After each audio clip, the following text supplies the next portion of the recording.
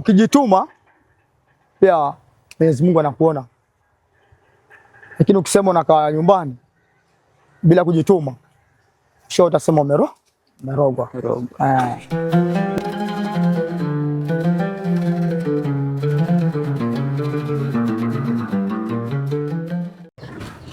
Assalamu alaikum warahmatullahi wabarakatuh. Kwa hakika lao wao kutunza, lao wao kunyunyiza, ila la Maulana ni kuikuza.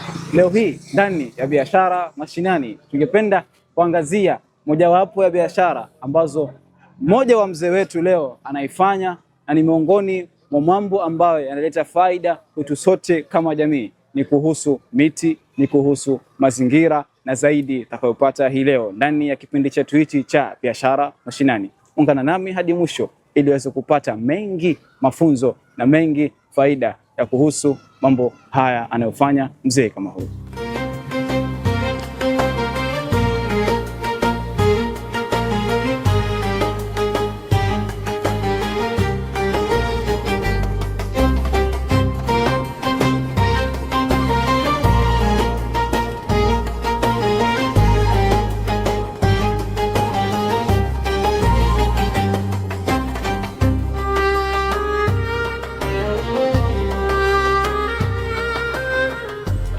Naam, karibu sana mzee wangu kwenye kipindi chetu cha biashara mashinani. Ningependa ueleze watazamaji kwa majina waitwa nani? Kwa majina anaitwa Samuel Tsuma na hapa niko eneo la Shanzu, Shimulatewa Primary opposite. Yeah. Na hii jina la hii biashara yako inaitwa nini?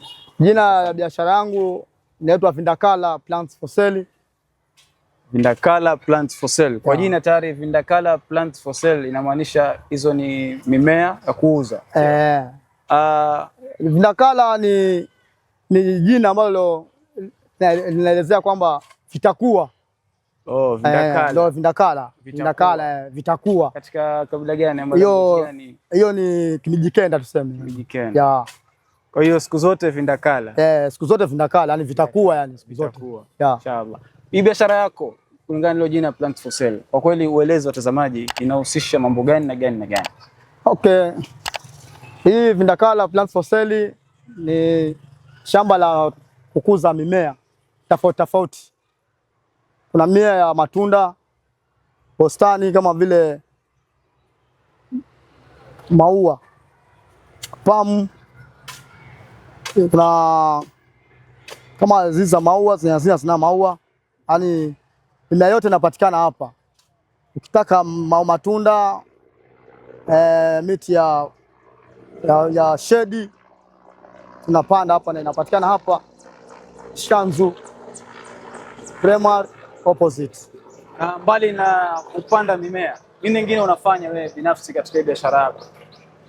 Mimi kazi nafanya ni hii, sina kazi nyingine nafanya ni hii ya kupanda mimea. Na nimependa sana, ndio maana sina kazi nyingine, kazi ni hii ya maua. Kuna watu sana wanapenda wapandiwe nyumbani kwa mfano, ama wafanyiwe mahali wanataka kufanywa mbali na hapa kwako. Hiyo watu tunafanya kama landscaping. Tunawafanyia kama vile mtu amejenga, amemaliza, anataka awe na bustani nzuri. Hiyo tunafanya landscaping, tunamwaga mchanga, tumwage mbolea, leke maua tupandie, nyasi, mpaka compound yake iwe sawa. Safi kabisa. Kweli mtazamaji angependa kujua hii biashara yako ama jambo kama hili ambao unapanda mimea, ulianza lini? Hii biashara yangu nilianza kitambo sana. Mwaka wa 2004 nilianza hii biashara mpaka sasa naendelea na hii biashara. Sasa hiyo ni takriban miaka 20 na ngapi? 1 2, sio? Mashaallah. Kwa kweli kila jambo lina mwanzo na mwanzo wake lazima kuna sababu. Je, ni jambo gani lilikufanya wewe uanze biashara kama hii ya kupanda miti na mimea? Si haikuwa rahisi na haikuwa ngumu vile sana. Nilikuwa nikienda kwa marafiki zangu, so wale marafiki zangu ndio kwa pale kwao wana hii biashara, wanapanda miti pale. So nikienda pale wananiuliza, hii miti unajua? Naambia sijui. Naambia mimi pia nataka kujua. nijue, wananifundisha sakuta. Sasa kiendelea vile, sasa mimi nami nikawa na ile roho ya kuwa nijue yani hii miti na manufaa gani. Sasa kila nikienda pale wananiambia huu ni mti fulani, wananifundisha mpaka majina kupanda. Naam. Na mimi nimependa sasa hii kazi. Nikatamani pia mimi niwe naweza ifanya kwa boma yetu. Sasa nikaenda nikajifundisha kwa nyumba sana, na mimi kana napanda zangu, nikipata nikaenda kule naambia basi pia mimi nataka mbegu fulani na mimi pia nioteshe kwa kwangu kwetu. Sasa nikawa hivyo nikawa nikienda napata mbegu kidogo naja nikiotesha. Sasa nikaendelea hivyo polepole mpaka 2 or 3 nikawa nimewekwa mahali. Sasa nikawa na beba ile miti kwetu nikipeleka kule, nilikuwa nimewekwa mahali nafanya, nikawa nikiateka mahali. Sasa nikaendelea pale, so nikawa najaribu kupanda. Mara hivi kuna mtu anakuja nauliza miwa unauza? Akamwambia nauza. So nikaanza kujulikana kwa hii ni kazi naifanya. So toka mwaka huo wa 3 mpaka sasa hii hii ni biashara ambayo nimependa, na hata leo hii bado mimi biashara naifanya. Ni biashara pia nzuri. Nilipenda mwenyewe na si mbaya. Bwana Samuel. Yes. Kwa kweli kila jambo ukikaa ndani yake lazima kuna faida unapata. Pengine biashara kama hii ama jambo kama hili unafanya, faida gani unapata wewe kibinafsi kutokana na biashara kama hii? Okay, biashara wakati wote pia kuna faida na hasara. Sawa? So mimi nasema ile faida inapata hapa ni nyingi. Wewe kibinafsi faidika vipi? Mimi mwenyewe tayari kibinafsi hii biashara inanisaidia sana. Kulingana na mimi mwenyewe, familia yangu wanakula kupitia hapa. Na hata pia mahali kwenye ninaishi nime-rent. So natoka hapa, watoto wangu pia wanasoma. Mashaallah. Nalipa fee kutoka hapa pitia hapa. Naona. So napata faida. Na kwa vijana ambao maybe wako around hapa ama maybe nimeona vijana kidogo wakifanya kazi hapa, wanafaidika vipi hapa? Vijana hapo wanafanya kazi pia wanafaidika. Kulingana na vile wakikuja ama vile waona wanafanya kazi, tunawapatia barua wanafanya, tutajua tunawalipa. Pia wanafaidika pia kupitia hapa. Kwa hivyo huu ni mwavuli ambao ukifaidika wewe unafaidisha na vijana katika jamii. Kabisa. Na jamii kwa ujumla vipi inafaidika kutokana na hapa? Okay, jamii pia nayo inafaidika kupitia hapa. Sababu kuna mambo kama chakula, wengine nikapiga simu kuna mtoto mgonjwa, familia na pia na provide pia kama ni pesa na tuma, na pesa inatoka hapa. So mimi faida naishukuru sana hiyo faida napata hapa. Kweli kabisa. Kulingana na mahali kama hapa, kweli kuna watu wanaishi karibu na hapa. Pengine je, uwepo wako hapa umekuwa karibu nao kupata miti ama ni vipi? Tena sana, sababu kuna kama shule iko hapa, huwa tunachukua miti tunaenda kupanda hapo ndani. Okay. Na sasa shule moja peke yake. Kuna Joho Primary kule tunapeleka miti. Hata pia tunapeleka miti mpaka hapo Simatoa Boys hapo tunapeleka miti pia tukipanda. Okay. So pia hawa jirani wetu tuko nao wanafaidika kupitia hii miti yetu. Biashara. Asante sana. Umesema kwenye faida kokote kukosi pia hasara. Sio? Ndio. Na hasara ni miongoni mwa changamoto. Maana swali linalokuja ni changamoto gani kwa ujumla unazopitia hapa katika swala kama hili ama biashara kama hii unafanya? Hapa wanapitia changamoto nyingi sana. Naam. Jambo la kwanza hapa sisi hili shamba halijafensiwa. So unaweza kushinda hapa, kienda nyumbani jioni, kifika hapa asubuhi ng'ombe wamekula. Ngamia nao wamekula. Na ukifuata mwenye ngamia anakuambia si ngamia wangu. sana. Sasa inabaki unaumia mwenyewe. Maana sasa kama huo mti umeupanda na umemaliza kama miezi 5 umeshika vizuri afu ndio uliwe. Naona hiyo ni hasara. Hivyo changamoto ambayo tunatupata hiyo ni ya kwanza ambayo miti kulishwa. Pia vile hapa tuna shida ya maji. Kama wakati wa sahihi, wakati wa kiangazi, so miti kikosa maji vile iwe na haikui vizuri, apata mtu na kufa sababu maji ni kidogo. Bana ni kali sahihi. Mbali na maji na wanyama kukula, pengine changamoto nyingine tunapata hapa. Changamoto zingine hapa tunapata ni kama vile nakuelezea, nyingi sana niyo ya miti kulishwa na ng'ombe, mbuzi, ngamia, na pia kuna wezi pia wanakuja kuna wezi pia wanang'oa miti yetu. Kung'oa kwenda nayo. Okay.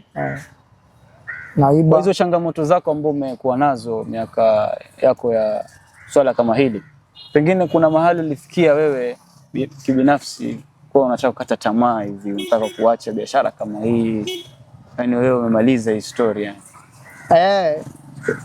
Ushanipata changamoto kama hiyo ya kukata tamaa kufanya hii biashara. Kama kuna ile mwaka wakati watu wanabomolewa kwa barabara, sisi tulikuwa kwa highway hapa. Okay. Tulikuwa highway. Sasa kwa wakati pia mimi miti yangu ilikuja ikalimwa yote na tingatinga. Ikafikia mahali mpaka sasa kama nimekata tamaa kabisa, sitaki kupanda tena mimi. Kwa sababu ya wale marafiki wenye nilikuwa niko nao wenye tulikuwa tukifanya sote hii kazi, kanaambia usikate tamaa. Wewe anza kama vile ulianza mwanzo. So nashukuru kwa sasa hii nikaanza na pale mahali nimefikia ni kama hii mali yangu najaribu kurudisha pale mahali ilikuwa kama hivyo. Ni jambo hilo ndo lilikufanya ukarudi tena wao kushika mkono wale kueleza ni wanipatia tu mawaidha ambayo wewe ulianza na sasa pale umefikia, usikate tamaa. Huyo haja kukata mkono, kwa hivyo wewe afuta tena mbegu, ununue mifuko au na uanze kazi. Hiyo ni swala kubwa sana. Ningependa kama wanaangalia video kama hii uweze kuwashukuru ama waeleze jinsi gani walivyokusaidia sana. Mimi nashukuru sana wale marafiki zangu wenye waliniambia nisikate tamaa. Na mimi hata sasa hivi hata nikiwaona pia wanawaambia mimi nimeshukuru sana, sababu ungekuwa si nyinyi sasa hivi mimi singekuwa nafanya kazi gani. Kweli umetaja marafiki waliokusaidia na ukawashukuru. Vipi unasemaje kuhusu mwanaambia wanaotazama video kama hii, umuhimu wa kuwa na marafiki wazuri, marafiki ambao wanaweza kukuinua wakati uko chini? Mimi kwa ile shukrani niliwasikiza na nikawapenda, so mimi nitasema rafiki mzuri ni ule mwenye mnafana, na jambo kama hilo lilikuwa limenipata mimi na kwa nimekata tamaa na hii kazi yangu. Maana ingekuwa si wao mimi sasa hivi kusema ukweli, yani singekuwa sijui ninafanya kazi gani. So hao marafiki nawashukuru sana, na walikuwa marafiki wazuri, sio wale marafiki wa kutosha mtu.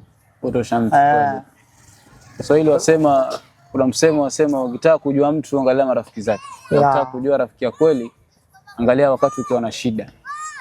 Kabisa. Na kweli wewe ni thibitisho kubwa ya msemo kama huo. Kuwa na marafiki wazuri. Kweli kabisa. Mpenzi mtazamaji, umeweza kupata mbali na faida za biashara kama hii, umeweza kupata uzuri ama ubora wa kuwa na rafiki bora. Kwa hivyo ni wewe hapo ujue nani kufanya rafiki yako.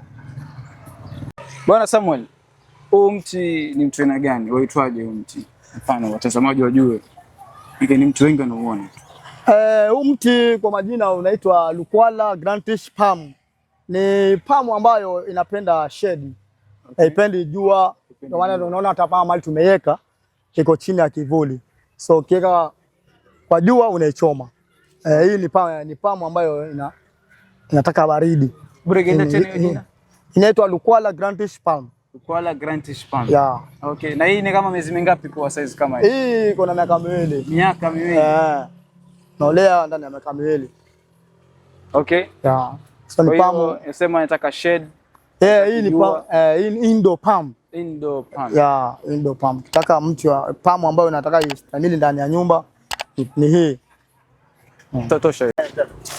Na mti kama huo itwaje boss? Hii vile pia ni palm. Hii palm inaitwa betel nuts. Betel nuts. Yeah, palm. Okay. Hii palm huwa inaenda juu, huwa haifuri sana kwa stem yake, na kwa hii stem yake huwa inakaanga green. Inavyokuwa hizi majani huwa hubadilika, hizi leaves. Huwa zinajishana chana. So hii palm pia ni faida kwa huwa hizo mbegu zake zinatengenezwa mafuta. Okay. Naona uko na vijana hapa wa kusaidia. Pengine kuna kijana pale nje anaangalia video kama hii, anataka kuja ajue pia miti majina yake, ajue kupanda na vipi. Je, uko tayari kufanya mafunzo, kutrain mtu?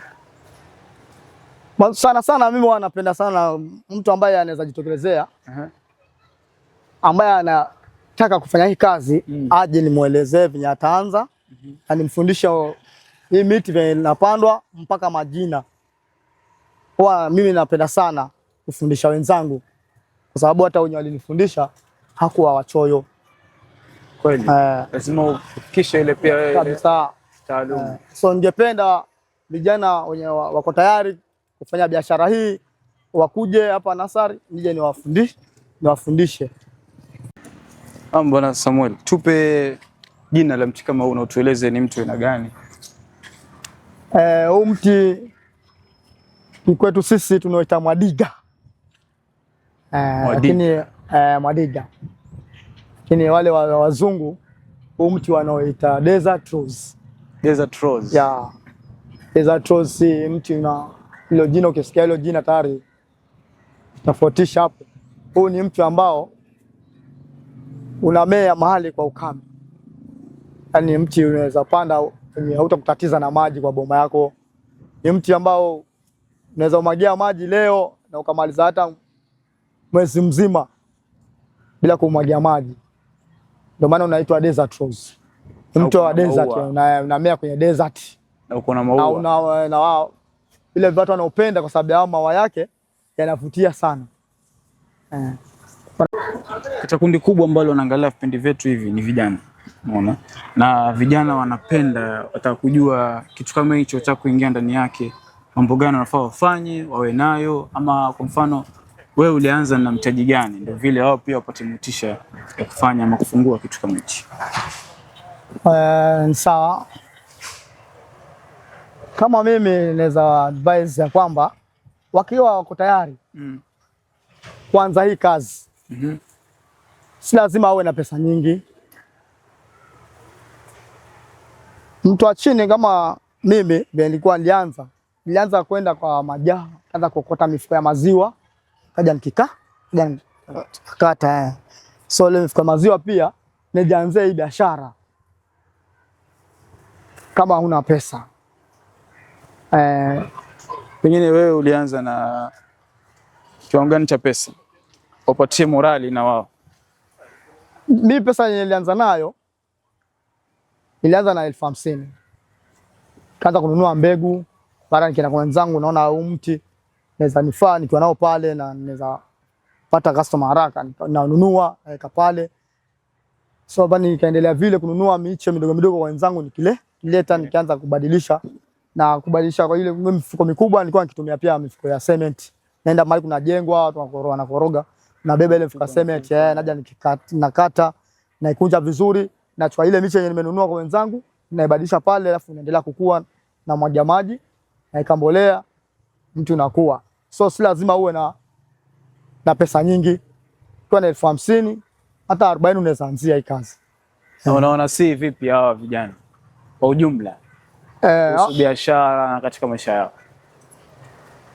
Mimi ningependa vijana waamke, wajitokelezee na wajaribu kufanya hii kazi, sababu hii kazi si mbaya.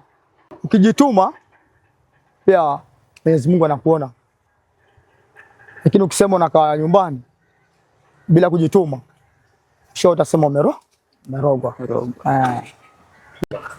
Mpenzi mtazamaji, natazama video kama hii, tumefikia makala yetu ya sekunde 60. Mwachie Bwana Samueli ajieleze biashara yake na vipi nyinyi mtaweza kufaidika na yeye. Naam. Karibuni sana customers na wale wanapenda maua. Hapa tuko kwa shamba la maua. Shamba la maua liko Shanzu, Shimo la Tewa, Primary opposite. Wale wanapenda maua tuwakuja hapa tuwauzie. Hapa tuko na miti tofauti tofauti. Ukitaka miti ya matunda utapata, ukitaka maua utapata. Hata pia tunafanya mpaka landscaping. So karibuni sana customer. Nje tumuuzie maua. Miti yenye inapatikana hapa ni kama golden palm, royal, Christmas palm. Hizo maua tuko na exora, tuko na hibiscus, oleander, macadamia, tambaja. Pia tunapatikana macrotons tuko nazo hapa, desert rose, French pani, macactus tuko nayo. Paka ashok tuko nazo pia, ashok, Madifenbacha, Helconia, Aglonema. Zote hizo tuko nazo, paka coconut tuko nazo. Christmas tree. Kenda kwa matunda kama mangoes, oranges tuko nazo. Passion tuko nayo, mapera tuko nayo. So namba ya simu ni 0757 36 18 05. Kwa kweli kila mtu ana malengo ama maono ya miaka ya baadaye, na vile vile kipindi kama hichi kinaangaliwa na wafadhili wengi sana na watu ambao kweli wako na nafasi ya kuweza kukuza mambo kama haya. Sasa ningependa uwaeleze wewe maono yako, malengo yako ya miaka ya baadaye, na vile vile mambo gani ungependa kusaidiwa ili wewe uweze kujikuza na uweze kufikia malengo yale ambayo ungependa kuwa. Malengo yangu ya baadaye, ningependa niwe na shamba kubwa. Yaani fadhili paka vijana waweze kuwafundisha hii kazi. So nikipata msaada, mfadhili wa maji, ana tatizo kubwa ni maji. So nikipata msaada wa maji nitainua vijana wengi sana kupitia hii kazi. Na tamshukuru Mwenyezi Mungu sana. Mpenzi mtazamaji, tumeweza kufikia tamati ya kipindi cha leo. Kilivyo kitamu, najua wewe umeweza kufaidika na mengi zaidi. Leo niko na ua lantana linaitwa kwa jina lake, na napenda kuambia watazamaji fuatilia vipindi vyetu kama hivi, uweze kulike, subscribe, kufollow channel yetu ya YouTube na mitandao yote ya kijamii. Ni kwa wako Al-Akh Yusuf Musa, na nyuma kamera nimekuwa ndugu yangu Hassan Adam Yusuf. Tupatane wakati mwingine.